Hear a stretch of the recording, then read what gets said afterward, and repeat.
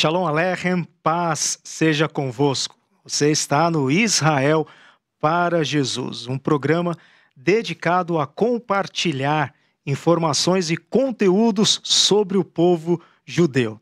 Aqui falaremos sobre os desafios e as bênçãos do trabalho de evangelização, sobre a história, os costumes e a cultura milenar judaica, como também encorajar você a se unir a nós nesta tarefa tão sublime e especial que é fazer o nome de Jesus conhecido entre judeus e gentios. Uma vez salvos por Jesus, nós temos o privilégio e também a responsabilidade de sermos suas testemunhas, levar as boas notícias, ou as notícias do bem de salvação ao perdido, que é o Evangelho de Jesus. E para isso nós precisamos nos comunicar. E é este o tema do programa de hoje, a comunicação do Evangelho nos tempos atuais. E para conversar sobre este assunto, está conosco novamente a Susana Santos. Susana, seja bem-vinda e obrigado por aceitar novamente o convite de estar conosco aqui no Israel para Jesus. Obrigada. Boa tarde a todos. Bom, para quem não conhece a Susana, ela já esteve conosco, como eu disse, no programa anteriores, e a Susana é uma convidada muitíssimo especial, porque ela é a minha esposa, né? E se você não viu o programa que falamos sobre a salvação vem dos judeus, que gravamos com ela aqui, você pode então acessar e ver que tem conteúdo bíblico muito interessante. A Susana, ela foi missionária no Chile por mais de 6 anos e já está conosco no Instituto Tzadik há 10 anos e ela é coordenadora e também docente do curso Conhecendo o Messias nas Escrituras. Novamente aqui ela vai falar mais um pouquinho a respeito do curso, o que ele se propõe, o que ele oferece para a Igreja do Senhor Jesus. E também ela é diretora executiva da editora Davar, onde nós publicamos literatura, tanto para a edificação da igreja, como também material evangelístico para evangelizar tanto judeus como também gentios. Muito bem, Susana, o tema hoje então é comunicação, a comunicação missionária, como nós superarmos os desafios atuais e cumprir aí o mandamento ide do Senhor. Mas antes de falarmos dos nossos dias atuais, comunicação que seja mais efetiva, vamos para os períodos bíblicos. Como que era a comunicação missionária nos tempos do Antigo Testamento?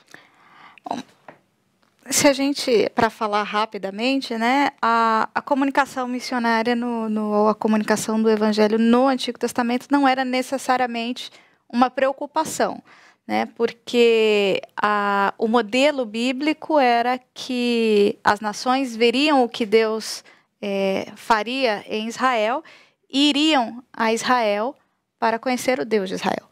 Então, não era exatamente uma preocupação o levar a mensagem. Obviamente, quando eles iam, por exemplo, no exílio, a informação chegava, Uma prova disso a gente tem os magos lá que vieram do Oriente, eles conheciam a profecia da estrela e por meio dela puderam identificar o momento do nascimento do Senhor e vieram para Israel conhecer o Salvador, A rainha de Sabá, foi atrás de Salomão. Existem exceções, por exemplo, Jonas foi, pregar a Jope, mas o modelo em si eram as nações, as nações veriam o que Deus faria em Israel e as nações viriam conhecer, adorar ao Deus de Israel. Então, não era uma coisa... A comunicação em si não era o desafio era servir ao Senhor da maneira que o Senhor requeria deles. Então era de fora para dentro. Exatamente. Era para as nações em volta, gentios e pagãos, olhar para a nação de Israel e falar, olha, esse é o verdadeiro Exatamente. Deus. Não os deuses que nós seguimos, mas esse era o verdadeiro Deus. A nação, não há Deus senão o Senhor. Nação de sacerdote que Deus estabeleceu. E também é bom nós fazermos aqui uma observação, porque nós estamos falando da comunicação missionária no Antigo Testamento, porque no Antigo Testamento as pessoas também, elas tinham que ser salvas, exatamente, né? Criam nas informações, né, do Senhor no Messias que viria, né? Elas olhavam para frente por meio das promessas o que Senhor Deus... enviará um remidor. Hoje né? nós olhamos para trás, né? Exatamente. E cremos no Messias que já veio. Para a salvação precisa crer no Messias que já veio. Agora nós temos no Novo Testamento um contexto diferente, né? Já passamos aí por vários impérios, nós temos um contexto diferente, uma dinâmica diferente. Como que era, então, no período do Novo Testamento, essa comunicação missionária e os meios de comunicação? Aí inverte um pouco, né? Bastante, na verdade, porque se antes as nações teriam que ver o que Deus estava fazendo em Israel, agora eu tenho que ir até as nações e anunciar a salvação do Deus de Israel. Então, aí agora existia uma responsabilidade de ir e de comunicar efetivamente, né, da proclamação da mensagem. E aí a gente tem um panorama mais facilitado, digamos assim, em relação ao que era o do Antigo Testamento, e que para nós hoje tão distante, né, no tempo daquele momento, pode de repente não fazer tanta diferença, mas para eles eram duas coisas muito importantes. A primeira, a gente tinha a unificação do idioma, no sentido de como que se houvesse um idioma oficial, né? Seria como se fosse o nosso inglês hoje. Mesmo que o idioma oficial daquele lugar não seja o inglês, mas você consegue passar por vários países e se comunicar relativamente bem falando inglês. Naquela época era o grego, tanto que o Novo Testamento foi escrito em grego. As cartas, a comunicação entre as igrejas era feita em grego. Imagina que seria mais fácil para um missionário, né, chegar num lugar e poder se comunicar, a encontrar alguém que falasse em grego e pudesse traduzir, do que de repente ele ter que passar tempo ali estudando o idioma para poder passar a primeira mensagem. Entende?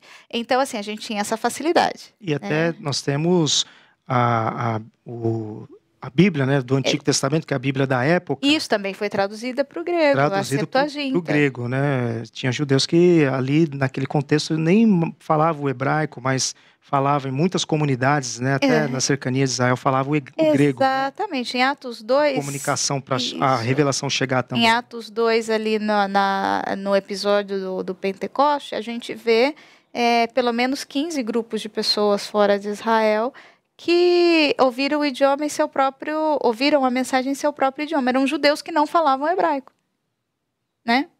Então, assim, nem todo, como você disse, nem todo judeu sabia falar o hebraico, né? Mas o grego era um idioma mais conhecido, era um idioma mais propagado em todo o Império Romano. E por falar em Império Romano, a gente tem a nossa segunda facilidade, né? A gente tem todo ali em volta do Mediterrâneo, todo pavimentado com estradas, né? Para a gente pensar que estrada é uma revolução hoje, parece isso até um pouco cômico, mas foi uma revolução nos meios do que diz respeito aos meios de transporte. Também as estruturas portuárias, né, melhoraram bastante, então você tem ali a possibilidade da passagem, né, melhorada. Então você tem um idioma, né, padrão para você poder se comunicar, você tem caminhos já pavimentados por onde você pode passar, e isso encurta muito a passagem, você tem a organização romana, né, na distribuição das cidades e tal, isso também te ajuda muito a pensar ali na logística, né, porque e aí a gente começa a falar já dos meios de comunicação mesmo, era pessoal e por carta, né? Não tinha outra forma. Então, assim, as viagens missionárias, elas tinham que ser muito bem, a logística tinha que ser muito bem pensada, porque era muito caro no que dizia respeito a tempo, a recurso humano, a dinheiro mesmo. Você pensar que até pouco tempo atrás, o papel era uma coisa cara, né? Meus avós contam que papel na época deles era uma coisa cara. Imagina 2000 anos atrás, né? Então você tinha que ter ali, escrever, a tinta era cara, né? E você tinha que ter uma pessoa que fosse até o lugar onde o destino, né, que fosse enviar aquela carta. Então, às vezes, você escrevia uma carta hoje e, dependendo do lugar, ela poderia chegar tranquilamente daqui a um ano, né? Então, por conta do valor que tinham essas cartas, da importância do tempo, do preparo, né, que elas eram conservadas, porque eram coisas valiosas. E transmitida pela própria igreja. Exatamente, né, as isso. E por isso elas chegaram até nós, porque elas foram preservadas, por quê? Porque elas eram valiosas, elas eram importantes, né? Circulava entre Exatamente. Então, quando chegava numa igreja, ali eles já providenciavam cópias para que as comunidades próximas pudessem receber a mesma mensagem. Porque a presença, principalmente dos apóstolos, não era uma coisa constante. Imagina que na primeira viagem missionária, Paulo e Barnabé passaram, né, estabelecendo as comunidades, e eles só puderam retornar lá depois. Então, eu estou aqui, eu estabeleço uma comunidade aqui, eu passo alguns meses aqui com vocês, ensinando, e saio e vou embora depois de alguns meses na fé, crendo que o Senhor vai terminar o trabalho que Ele começou, e volto para ver vocês daqui 3 anos, 2 anos, né? Confiando exclusivamente no Senhor, que vocês entenderam direito, que vocês estão dando continuidade naquele trabalho, né? As próprias, quando nós chegamos em Apocalipse, a sequência das igrejas ali tem uma lógica ali. Isso, é uma questão de logística, né? Éfeso era uma cidade portuária, né? Então as cartas chegavam por ali, a comunicação chegaria. Um CD, né? Um Isso, centro de distribuição. Exatamente. E aí eles aproveitavam a rota, né? E pela rota que foram sendo distribuídas as cartas, digamos assim. Porque é uma questão de logística, para você aproveitar tempo, para você aproveitar dinheiro, para você aproveitar o recurso humano. Você pode usar uma pessoa só para fazer todo aquele percurso, né? Imagina, as viagens missionárias duravam muito tempo. Depois, a comunicação entre as igrejas também não era uma coisa facilitada por questão de distância. Então, a logística ela tinha que ser extremamente bem pensada. Porque você saía para uma viagem longa, como você planeja a sua alimentação para uma viagem de meses? Né? Você vai a pé, como é que você leva essas coisas? Você vai a cavalo? Você vai de carroça? Né? Como dizem no Nordeste, você vai de jegue? Né? Você vai de barco? Né? Como é que você vai levar tudo que você precisa? Você consegue levar tudo que você precisa? Você tem um recurso para todo o tempo que você precisa? Então, tudo é muito bem pensado. Né? E contando com a ajuda Você ia parando, onde a igreja estava estabelecida, né? Você ia parando e contando com a ajuda dos irmãos. A própria epístola, a segunda epístola de João, ela descreve um pouco esse cenário no que diz respeito à ajuda aos cristãos que passavam por ali, para que eles fossem recebidos, para que eles quando fossem dispensados, né, com algum tipo de auxílio, para que eles pudessem seguir o seu percurso. Então, assim, em relação ao Antigo Testamento, existe uma facilidade aí gigante, mas em relação aos recursos que nós temos tido nos últimos séculos, é uma coisa bem... É difícil você imaginar você conseguindo fazer missões num contexto desse, que foi feito, né, nos primeiros séculos da igreja. Muito bem. Falamos então dentro do período bíblico, né? Agora avançando um pouquinho mais, né, e saindo deste período, dentro do movimento moderno de missões, né? Já falando agora período mais próximo a nós. Como que era essa comunicação missionária? Aí a gente continua avançando, tendo vantagens, né? Em termos de estrutura, de viagens internacionais, já eram, ainda era tudo muito caro, mas você já tem mais, já existe um trânsito, né, um tráfego aí internacional, né, principalmente depois das grandes navegações, descobrimento da América. Então, se você tem o barco passeando pelo mundo inteiro, digamos assim, né, você tem mais cidades povoadas, você tem mais centros urbanos e menos, né, menos vilarejos, menos cidades pequenas. Isso facilita também a comunicação. Então, você tem igrejas locais enviando missionários para as regiões costeiras, né, num primeiro momento, e de lá o evangelho vai avançando. Então, depois você tem, no segundo momento, não só as igrejas locais, mas as juntas missionárias, né? E a gente tem talvez as mais famosas sejam as juntas batistas, aqui no Brasil a batista, a presbiteriana, né? Que são onde igrejas pequenas podem se juntar no apoio do envio do missionário. E não só isso, né? As juntas, elas provêm o cuidado do missionário, um treinamento adequado para o missionário, um treinamento transcultural, porque aí a gente já está falando de pessoas talvez melhor preparadas, né, para o trabalho. Você tem uma estrutura de suporte atrás desse missionário, e eles chegam não só nas costas, nas regiões costeiras, né, mas também vão avançando em direção ao interior, e daí se espalha principalmente no treinamento dos locais, né, formação de obreiros, de missionários autóctones, né, que são os locais da terra, para que eles mesmos propaguem o evangelho, porque assim você ganha tempo. Né? O autóctone, o local, ele não precisa treinar a língua, ele não precisa aprender a cultura, você ganha tempo em relação a uma série de fatores. Né? Avançando um pouco mais, a gente tem avanços de comunicações, a gente tem a televisão, a gente tem rádio, a gente tem que facilita a propagação da mensagem, as cartas chegam mais rápido também, né? A gente tem além das igrejas locais enviando, das juntas de missões enviando, a gente tem o começo de um novo tipo, o modelo de um novo tipo de ministério, que são os interdenominacionais, né, onde pessoas se juntam, organizações se juntam, independente da denominação, para levar o evangelho a qualquer lugar. Né? A gente fala que a partir daí qualquer lugar é um porto de envio, né, um celeiro de onde sai, mas também é um campo missionário. E aí você começa a ver modelos missionários não só de plantação de igreja, mas também de suporte, de apoio a igrejas que que estão sendo plantadas. Você tem missões que se dedicam só à tradução bíblica, outros só ao evangelismo, outros só à plantação de igreja, outros só do discipulado, e assim, cada um ocupando um ministério diferente, vão abraçando, né, etapas do desenvolvimento do processo da comunicação missionária. E dentro desse contexto, né, é que surge o ITB, lá no final dos anos 60, começo dos anos 70, desse movimento interdenominacional missionário. E o Instituto Tzadik, né, o ITB, ele surge com essa proposta, né, de comunicar, né, o evangelho, né, a judeus e a gentios. Como que é essa comunicação, tanto para com os judeus, no sentido de evangelização, como também a comunicação para a igreja, capacitando com concursos e conferências e tudo mais?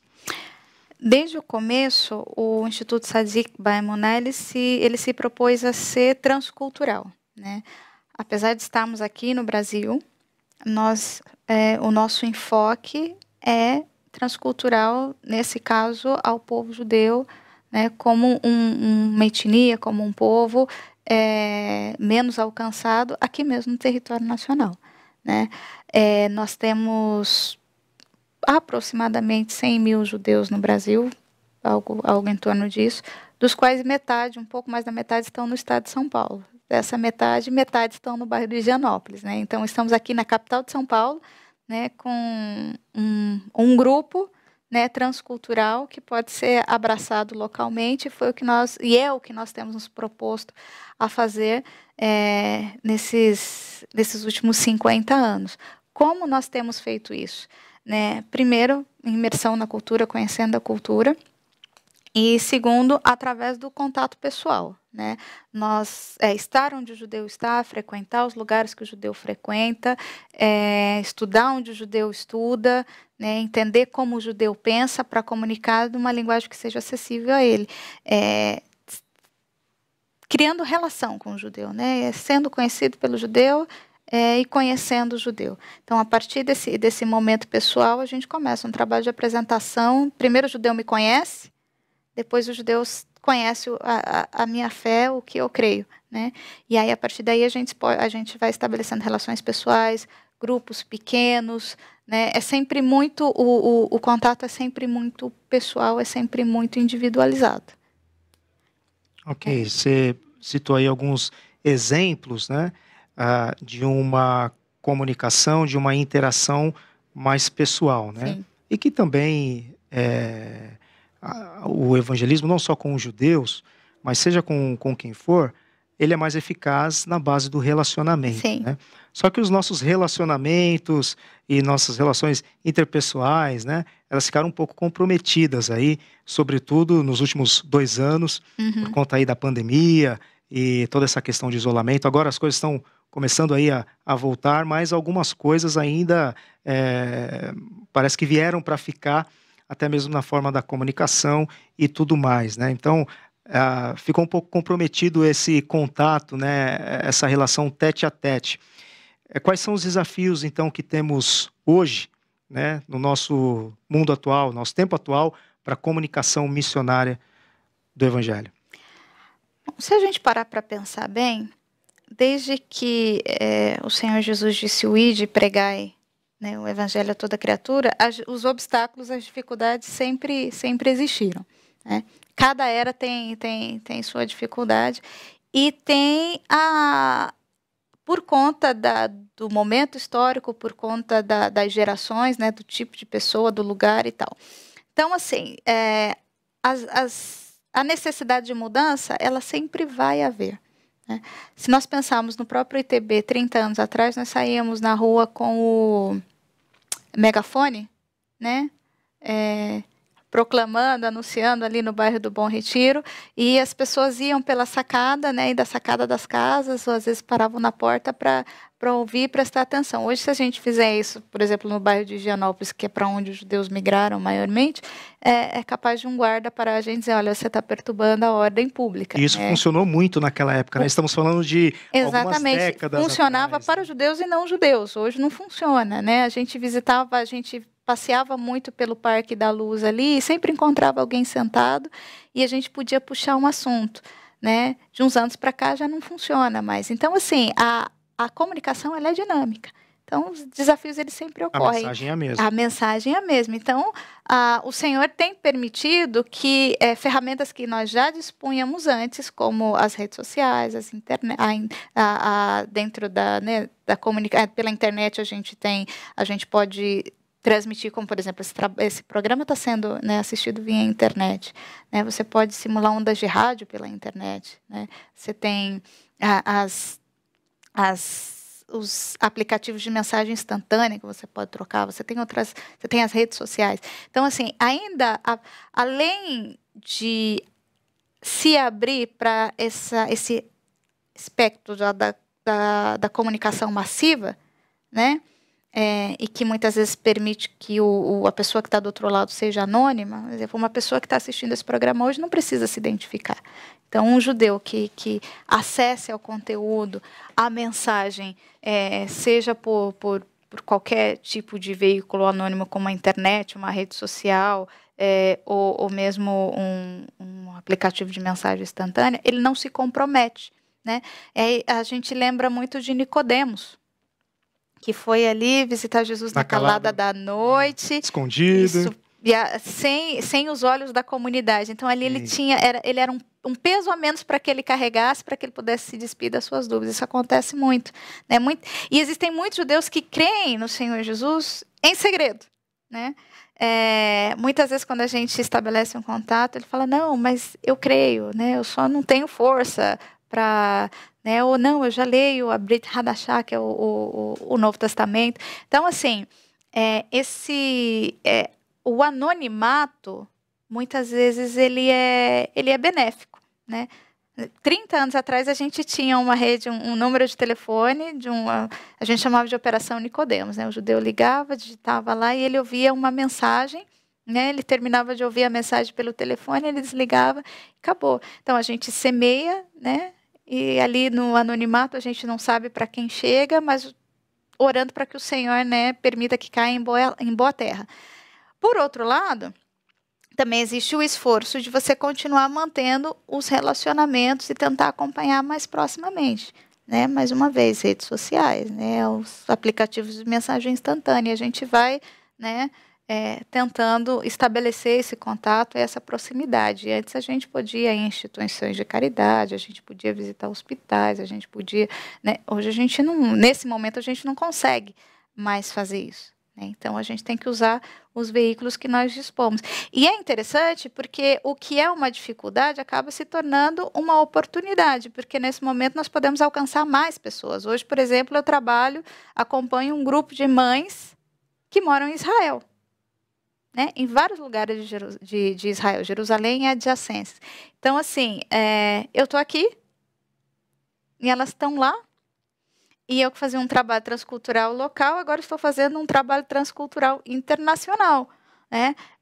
O Senhor nos deu um limão para que nós fizéssemos uma limonada, né? E ainda em relação à própria parte de comunicação da igreja, porque o ITB tem uma parte de evangelização, né? Uma parte missional, mas também tem uma parte de mobilização missionária. Então, a própria comunicação com as igrejas, que no momento se viu prejudicada, né, tem se estendido pelos mesmos meios, né, porque agora nós temos um alcance maior, né, o desafio é que para que a gente possa manter essa proximidade apesar da distância, né, mas dentro desse alcance maior nós podemos alcançar perfeitamente mais pessoas aqui e pessoas além, né. Ano passado mesmo no curso que nós oferecemos, no curso Conhecendo o Messias nas Escrituras, que é um curso que por mais de 40 anos tem sido presencial, nos últimos... esse vai ser o terceiro ano que vai ser totalmente online. Ano passado nós tivemos alunos do estrangeiro, né? Alunos que não residiam no Brasil. Então, o Senhor está permitindo que com esse limão nós fizéssemos uma limonada. Muito bem. Né, pegando os desafios, mas também as oportunidades que vêm, né, dentro desse contexto todo, né? Como vocês sabem, nós já falamos aqui em outros programas, né? O Instituto Tzadik, ele promove a disseminação do Evangelho também por meio da capacitação bíblica, né? Formando pessoas que queiram testemunhar de Jesus entre os gentios. E como disse também no início deste programa, a Suzana, ela é coordenadora do curso Conhecendo o Messias nas Escrituras. Nosso tempo está acabando, a gente tem alguns minutinhos. Fale rapidamente para os nossos ouvintes, Suzana, o que é o curso Conhecendo o Messias nas Escrituras, o que ele se propõe a ser, a ensinar. Fala um pouquinho para a gente aí, resumidamente, a respeito do curso. Pensando ainda nesse ambiente de você da mudança, né, o curso ele foi desenhado inicialmente para treinamento de missionários, mas a gente percebeu que mais pessoas estavam interessadas e que não queriam ser exatamente missionárias, né? Então nós abrimos para qualquer pessoa que tenha o interesse de conhecer mais o Senhor Jesus nas Escrituras, né? E tem se mostrado muito produtivo, né, muito proveitoso ao longo desses 40 anos receber pessoas que não necessariamente têm um chamado missionário, uma vocação missionária. É claro que o desejo do nosso coração é que depois disso eles saiam pregando para judeu, para não judeu, para todos, né? Como que é esse curso? Esse curso está desenhado a partir de 4 disciplinas. Uma disciplina que trata a história e costumes de Israel, né, tem uma parte cultural, uma parte bíblica e uma parte no final de evangelização, né, de treinamento evangelístico que serve para você evangelizar um judeu, como também se evangelizar um gentil. Aliás, a gente fala que quem evangeliza judeu evangeliza qualquer um. Existe uma segunda matéria que é chamada Profecias Messiânicas, onde nós estudamos as principais profecias bíblicas a respeito da vinda de Jesus no Antigo Testamento, né? Existe uma terceira matéria que é um panorama bíblico, onde a gente sai de Gênesis, faz aquela alocação, né, de Gênesis a Apocalipse para a pessoa poder se situar os eventos importantes, os acontecimentos importantes ali. E uma quarta matéria, que é uma matéria mais teológica propriamente dito, que é onde a gente estuda a revelação da pessoa de Jesus no livro de Romanos. O curso, como eu já disse, é completamente online, ele acontece de março a dezembro. Esse ano ele começa no dia 3 de março. E são 2 vezes por semana, terça e quinta, das 7h30 até as 10, né? Já disse 4 matérias, uma aula de cada matéria por semana, né? E eu acho que é isso. E se alguém se interessar, já estão abertas, e se alguém se interessar pelo curso, tiver interesse pelo curso, e ao entrar em contato conosco por meio do site ou das redes sociais e disser que assistiu ao programa, vai ter um desconto. Ah, isso é muito bom. Desconto sempre é bem-vindo. Então, você quer comunicar o Evangelho cumprindo a ordem de Jesus para a sua vida, para nós, como Igreja do Senhor, você tem uma ótima oportunidade de se preparar melhor e ter um aprofundamento bíblico, um ensinamento bíblico fiel às Escrituras, o curso Conhecendo o Messias nas Escrituras é uma ótima alternativa aí para você. Seja você um comunicador do Evangelho a partir da sua casa, no ambiente onde você estiver, entre judeus e entre gentios. Suzana, muito obrigado pela sua visita, por estar novamente conosco, aceitando aqui este convite. Deus te abençoe. Amém. E queremos agradecer a você que esteve conosco durante todo este programa e chegou até o final aqui conosco. Seja um intercessor por Israel e também pelos não-judeus, para que conheçam o Senhor Jesus. Me despeço de vocês. Shalom Aleichem, paz seja convosco e até o nosso próximo programa.